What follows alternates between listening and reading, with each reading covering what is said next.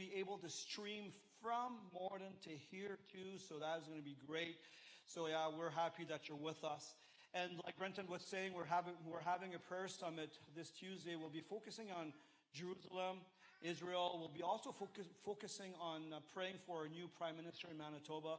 And there's so many other things that we want to pray for. So come together, and we will be able to agree together and seek the Lord's face. Amen. Well, we have a guest couple with us this morning. And I've got to give a small intro because they're a very dear friend of ours. And how we met is about 3.5 years ago through mentoring. I'm part of this fellowship or this circle called Church Renewals. We call it CR. And CR is a group of pastors that saw the need of being mentored. I've been in this journey for the last 10 years-ish, where I've been mentored every Wednesday morning at 9 a.m. I show up with homeworks that I have to do, and I've been mentored through this for the last decade. And about 3.5 years ago, I was asked to mentor a French group. I was the only French guy that was able to connect with French pastors. So 3.5 years ago, I started a French group that involved mostly pastors from the province of Quebec. And then we had this couple that came from France. And they showed up and they had their accent and they probably did not even understand all our expressions when we were talking in French. But so we've met 3.5 years ago. And so on a weekly basis, we were together. So as we went through the notes of CR and went through the mentoring, so we drew even closer. And I had the privilege to go speak to their conference in Belgium. And so we saw each other for the first time live, right? And we wept, right? We touched each other because, you can't really touch a screen, right? It was so cool to be together. And we spent a week of holidays together and as two couples, and we had a great time. Eddie and Anne, it's an honor for us to have you here. And I would like to ask Eddie to come forward. And can we celebrate him this morning?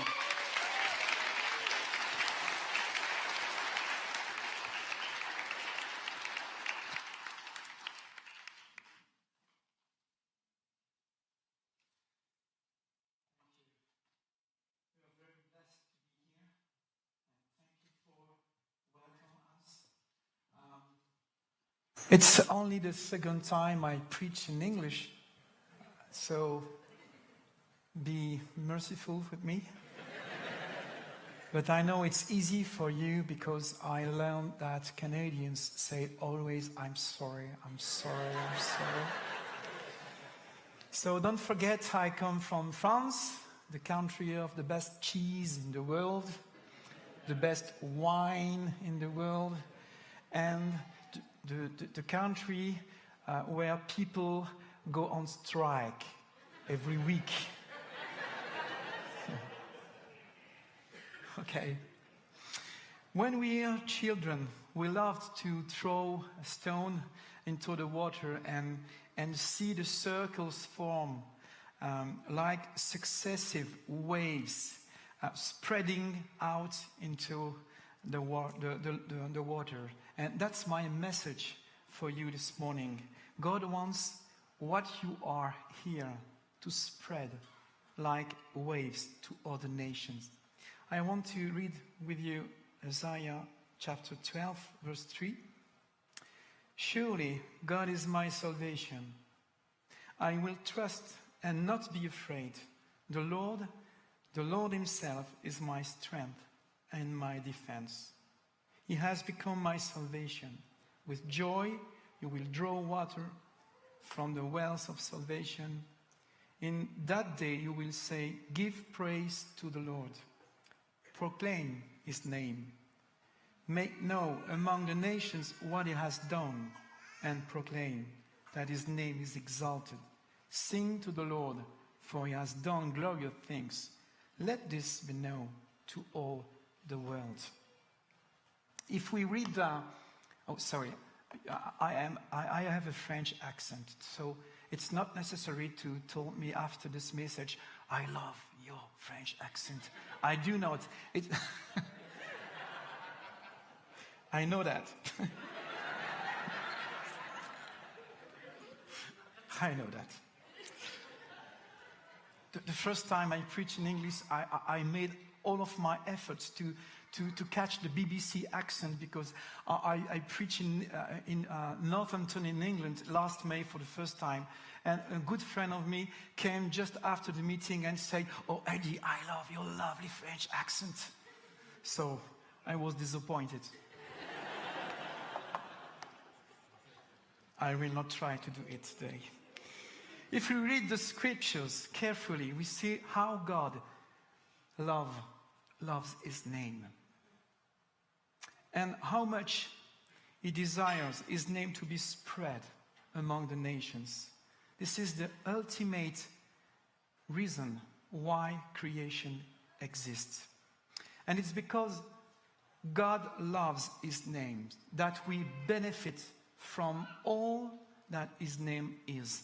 His mercy, his goodness, his love, his joy, his provision, his protection. Every blessing flows from the name of God and the glorious name of God.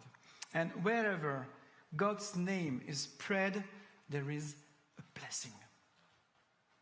God's fame, the glory of his name, is the reason he chose his people, is the reason he chose you. And everything God does for his people and for you, he does for the glory of his name. When we see the entire life of Jesus and all of his work, we can see that he was dedicated to this goal, the glory of the name of the Lord.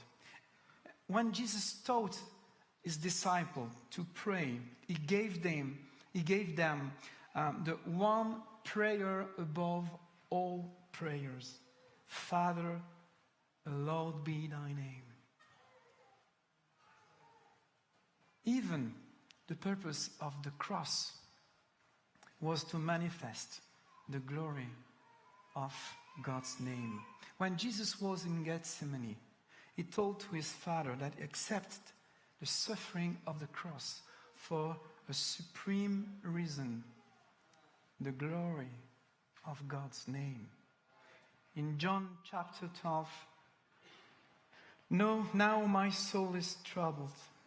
And what shall I say? Father, save me from this hour. No, it was for this very reason I came to this hour. Father, glorify your name." Then a voice came from heaven. "I have glorified it, and I will glorify again." Yes, the cross is the proof that God is love, that God is merciful, that God is faithful, that God is good, that God is full of grace. But the supreme reason of the cross, for the cross, is the manifestation of the God's name and the glory of the God's name.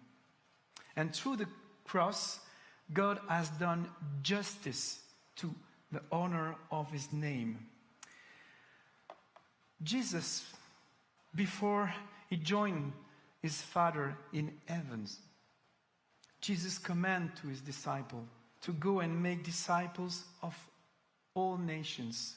In other words, to spread the glory of the name of the Lord in all nations. Do you know that God is on mission? What about you and me? Everything God does in this world, everything that exists in this world, exists for a single purpose, the glory of God's name. Romans chapter 11, "For from him and through him and for him are all things. To him the glory forever. Amen." Even when Christ returns, everything will be judged on this basis, on this reality. Has my life been lived from Him, through Him, and for Him?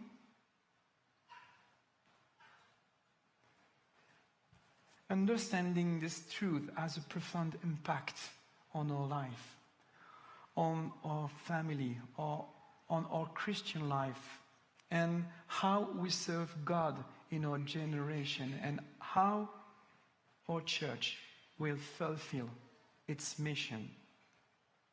Our life, our marriage, our family, our church, our vacations, our hobbies, everything we own, all exist for the supreme and single purpose, the glory of God's name. It's the only reason why you and me living for. In our Western world, much of the Western church has lost its purpose. I remember my early preaching in our church. They were all focused on the needs of the member of the church. And the church was blessed, very blessed. And I was so happy with that.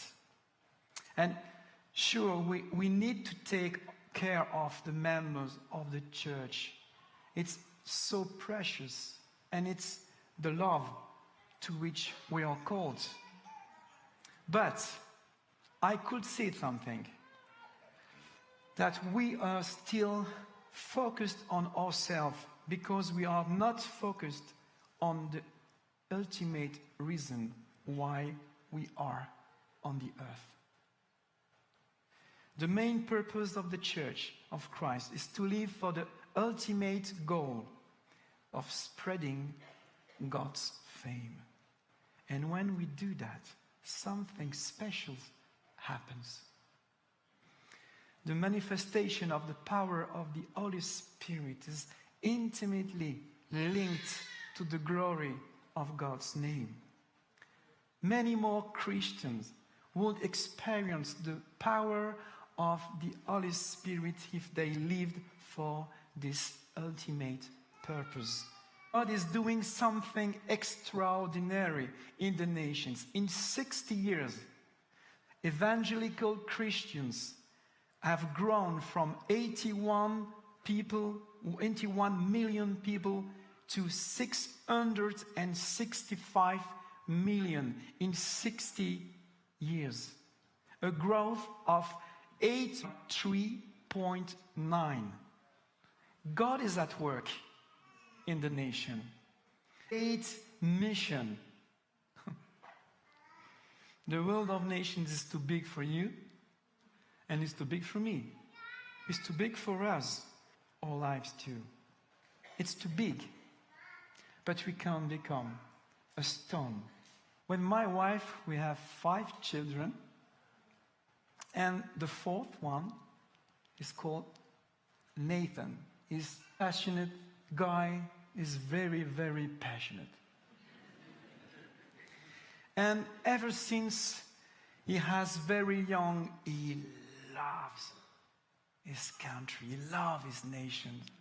And his heart is affected by what is happening in his nation. He has long believed that politics was the way to save France. And I didn't agree with the political position which I considered extreme.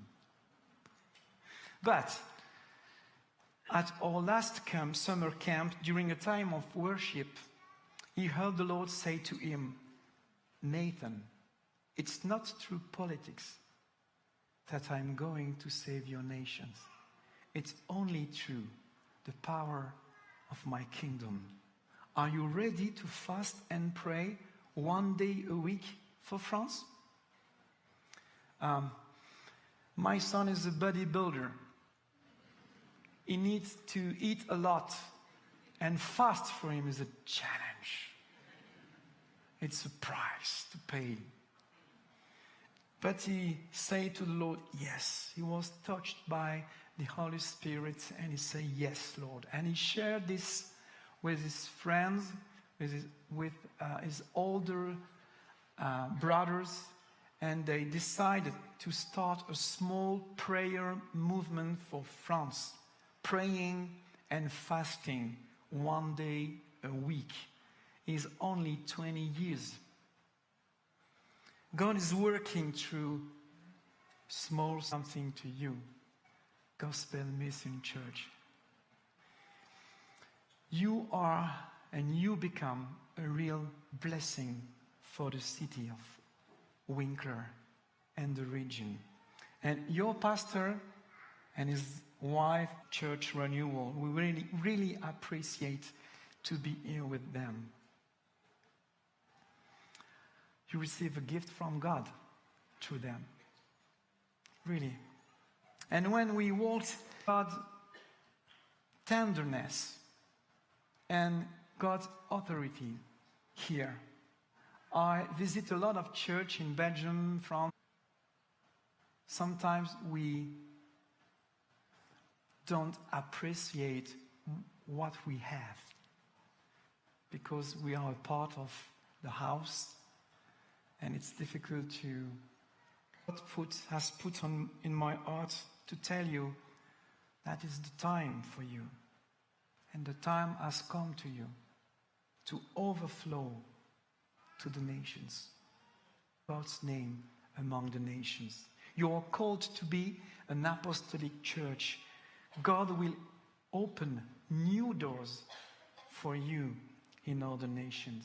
So many people from many nations will come here. Many. They will come here by the glory of God and to be sent in their nations to speak out many sons in other nations. And I'm sure that God began a burden from God for foreign nations.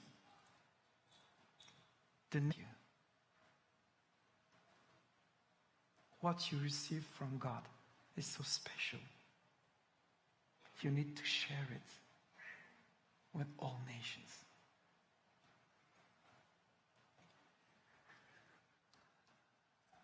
There are a lot of young people here. Where are you?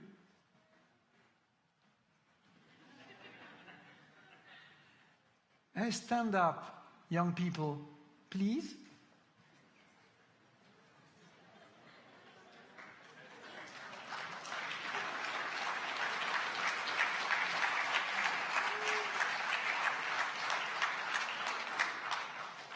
No, please. Listen to me. You, sons and daughters of this church, some of you will be sent like arrows to reach other people in other nations. Some of you to carry the inheritance you receive here from your fathers. So please, listen to the Holy Spirit voice. Thank you. You can sit now.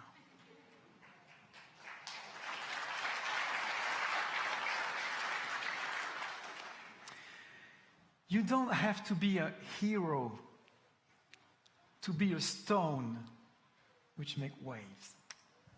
You're not to be a hero. I'm not a real hero. I wasn't born in a Christian family.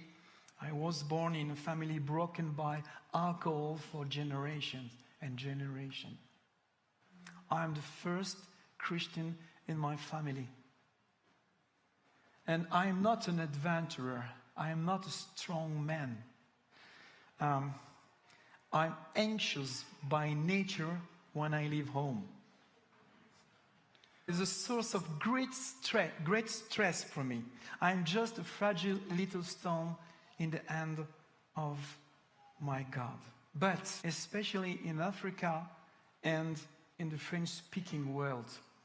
Last April, I was in Benin, is a sub-Saharan country, to train young. They are passionate about planting new church where they are no young, very young, some of them 18, but they in July and had a vision. This guy received the young leaders I met in April, baptized him in July. God is at work. God is at work. He came visit us a few years ago. Yeah, he told us that he had just lost one of his assistant pastors who had been murdered for his faith. And tonight I asked him a question for which I'm ashamed today. I asked him, aren't you afraid for your own life? Surely, I want to be kind with him. I want to be kind to him. But he looked at me strangely, very strangely, with my question. Then he looked straight ahead, then back at me. My life worth nothing to me. And his eyes to ask this question. When a little stone is thrown into the water, it disappears to be manifested.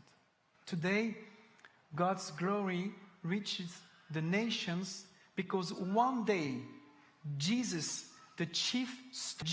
paid a high price so that God's glory might be revealed to you and me.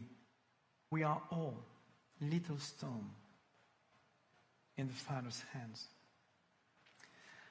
I don't know what your limits are today, but let me tell you that whatever your situation, you can become a little stone that makes wave. No matter how difficult your life has become, you can be stone that make waves. I'd like to end with the true story of a man who became a stone whose testimony is making waves in many nations today. His story shows us how we can be a small stone that makes wave, even where we are limited and live in difficult conditions. It's the story of Dimitri. Dimitri was born and raised in a Christian family, and as a child his parents took him to church. Then communism slowly destroyed all places of worship in this country, and a lot of pastors were put in prison and were killed in this country. But later, when Dimitri was an adult and he was married, the nearest church to his home was a 3-day walk away, so his family could only go once or twice a year. Then one day Dimitri was concerned about the spirituality of his family, and he suggested to his wife that they get together one evening a week to read and teach the Bible to their children. After several weeks, the whole family joined in, reminding each other of the story of the Bible, in the Bible, when one day their children asked to teach them songs of worship like those heard in church. Then, quite naturally, they began to pray together. Gradually, neighbors came to join them, but when there were 25 of them, local Communist Party officials came to Dimitri and physically threatened him. They reproached him for starting a church. But Dimitri replied, "We are not a church. I am not a pastor. I have no theological training. We are just a group of friends and family who get together to read the Bible, talk, pray together, and raise little money to help a neighbor in need. That's a church. And the communists replied, it doesn't matter what you call it. It looks like a church. So stop it now, or you will be in trouble. When the group reached 50 people, the party persecuted Dimitri. He lost his job in a factory, and his wife lost her job as a teacher, and the children were thrown out of school. By the time the group had reached 75, the fear of God spread throughout the community, and before long, the congregation had grown to 150 people. So the authorities came for Dimitri, and he was put in prison for 17 years. This separation was long and heartbreaking for Dimitri and his family, with many tears, many sadness, children growing up without a father, and a family living in poverty. The authorities took Dimitri 625 miles from his home and locked him up in a cell so small that when he got up from his bed, he had only one step to take to get the door or to get the toilet in the corner of his cell. And in this prison, Dimitri was the only believer among 1,500 hardened criminals. The only Christian in this dark place. And for 17 years, the guards tried to break Dimitri's faith, but Dimitri stood firm, thanks to two practices that his father had taught him when he was still a child. For 17 years, in his prison, every morning at dawn, Dimitri would get up, face east, stand next to his bed, raise his arms, and praise God, then sing an old Christian song with all of his heart during 17 years every morning. The prisoner did everything they could to silence him. They laughed at him, insulted him, and they hit the iron bars with their metal cups just to show him their anger at him. They threw food and even faces at him to shut him up and extinguish the only real light shining every morning in this dark place. Another practice his father had taught him was that whenever he found a piece of paper and a pencil, he would write down Bible verse and story he remembered, then stick them on a pillar of one of the cell walls. Whenever God saw him a piece of paper on the pillar, he would enter the cell, tear it off, and beat Dimitri violently, threatening him with death. But Dimitri never gave up.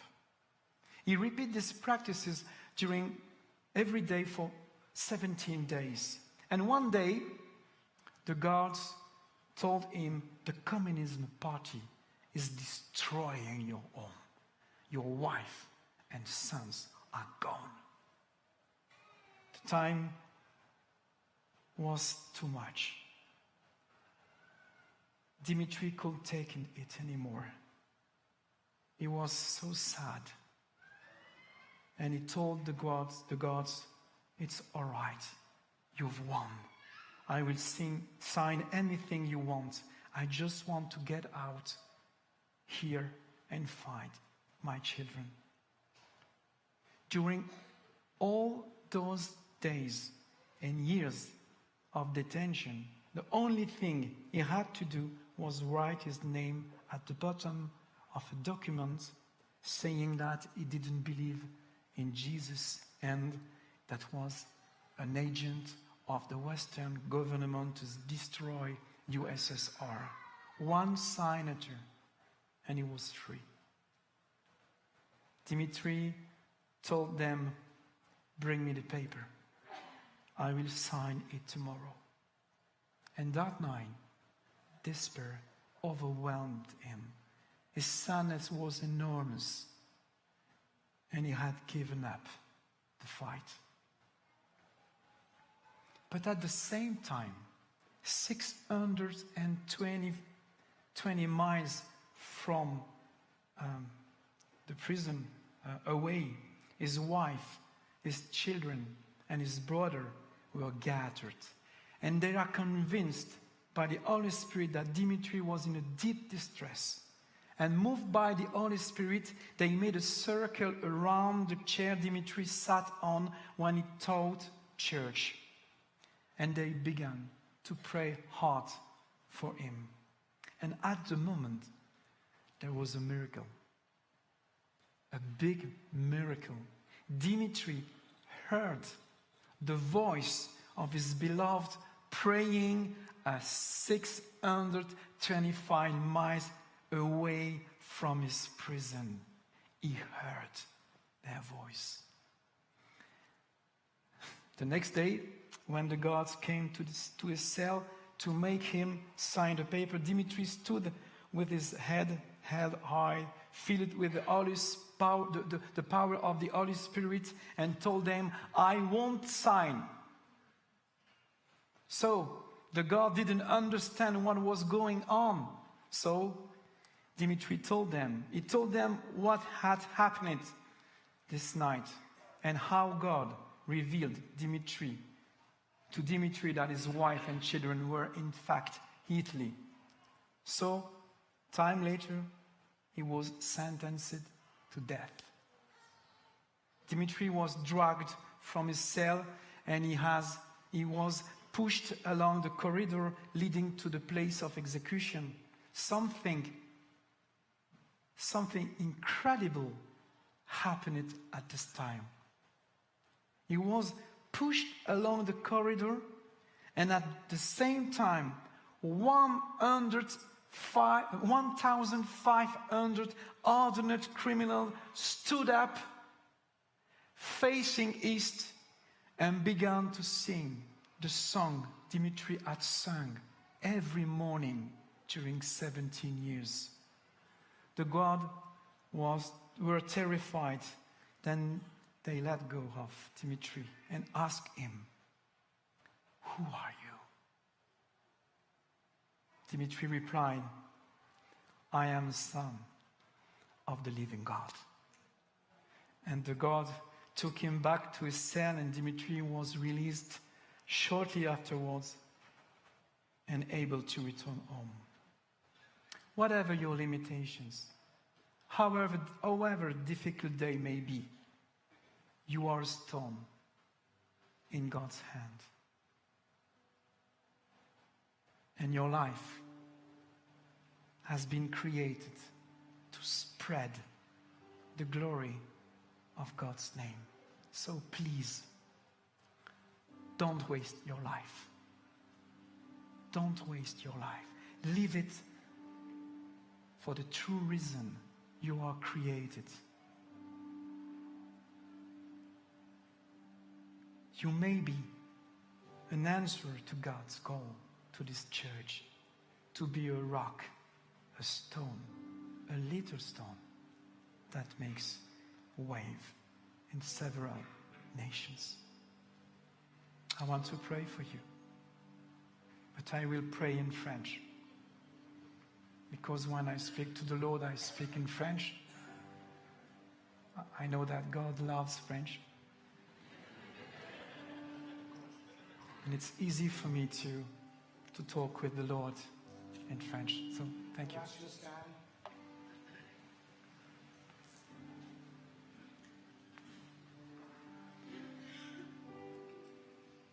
Seigneur mon Dieu, Lord God, nous avons tellement besoin de toi. we need you so much. Tu es ici ce matin. You are here in this place right now. Et depuis toujours, tu es celui qui veut répandre ta gloire dans les nations. Your heart's desire was always to let your glory shine in the nations. Seigneur, tu as mis un tel dépôt ici dans cette église. Place such a deposit in this church. Il y a tellement de flèches There's so many arrows taillées, that has been shaped façonnées dans l'amour du Père ici. in the love of the Father. Et il y a tant de nations qui ne te connaissent pas There's encore so many nations that do not know you yet, et qui ont besoin de recevoir cet héritage. and they're in need of this inheritance or this heritage that GMC has. Saint-Esprit, je prie pour que Holy tu viennes Spirit, convaincre le cœur de chacun, de Come and chacune, bring a conviction in all of our hearts this morning. quelle que soit leur situation, Whatever the situation they may face, aussi difficile soit-elle. as difficult as they may be, Seigneur, révèle à chacun la pierre qu'ils sont dans ta main. reveal to them that they are a stone in your hand. Et je prie pour ceux qui ce matin ont entendu cet appel, And I pray for those that have received this call, pour qu'ils aient la foi d'être lancés par toi, that they would have the faith to be thrown by you, pour qu'ils aient la foi de disparaître en vagues, that they would have the faith to disappear in the de waves, consacrer leur vie pour que ton nom et la gloire de ton nom soient répandus dans les nations. to commit their lives to the fame of your name throughout the nations. Seigneur, je pense à tous ceux et celles qui vivent dans des circonstances difficiles, We think about those that are living through hardship, à ces mamans qui élèvent seules des enfants, those single moms that are raising their kids alone, à ces jeunes qui se croient trop jeunes, at the young people that think they're too young, à ceux qui pensent qu'ils ne sont pas de bons chrétiens. or those that think they're not good enough Christians, Je pense à ceux qui ont gâché des années dans leur vie those that have wasted years in their et lives, qui se sont convertis tardivement and they came to the Lord later in life, et qui se disent mais qu'est-ce que je peux encore faire aujourd'hui? and they say to themselves, what can I do now? Seigneur, tu ne jetteras aucune pierre.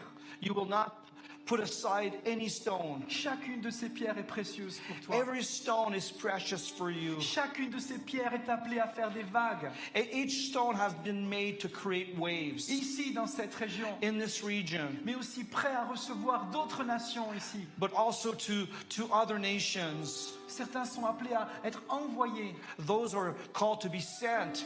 Peut-être certains ont juste reçu un fardeau pour prier pour une nation. Maybe some have received a burden to pray for nations. Seigneur, nous voulons prier comme toi. We want to pray like you.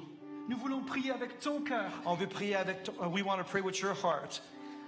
Nous voulons prier avec ton fardeau. We want to pray with your burden. Ce qui te fait pleurer, que ça nous fasse pleurer. What breaks your heart, what makes you weep, will break our heart and causes us to Mais weep qu'en toutes choses, in all things. notre vie serve pour la gloire de ton nom. In all this, we pray that our hearts would serve for the glory of your name. Amen. Amen.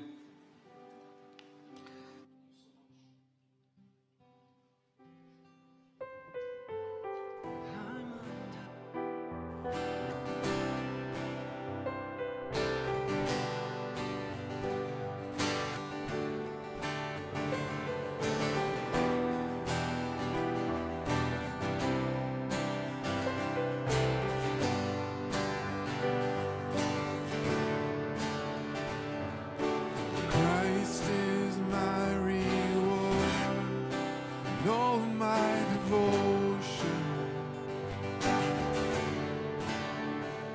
Now there's nothing in this world that could ever satisfy.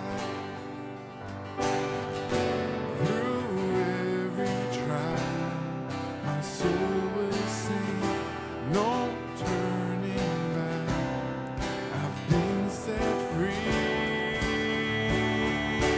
Christ is enough for me. Christ is enough for me.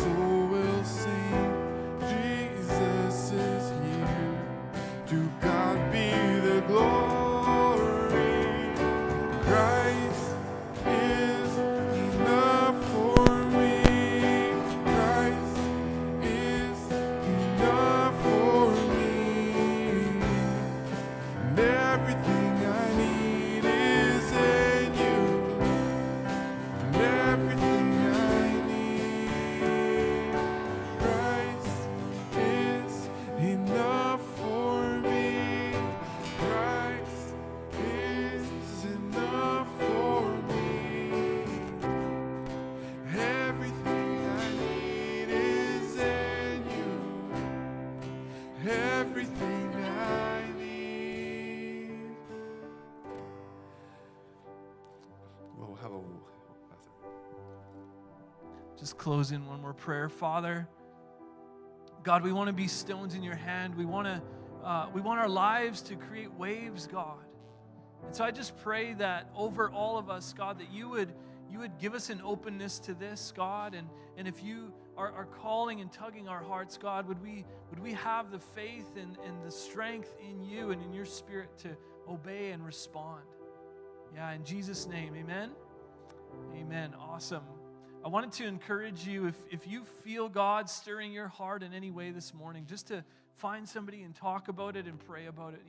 Even before you go, I think it's important that we respond when God calls us. Amen? Awesome. Let me bless the food, and then we'll go for a potluck. Father, bless this food, bless the hands that prepared it, and bless the fellowship in Jesus' name. Amen. Awesome. Blessings on all of you, and we'll see you at lunch.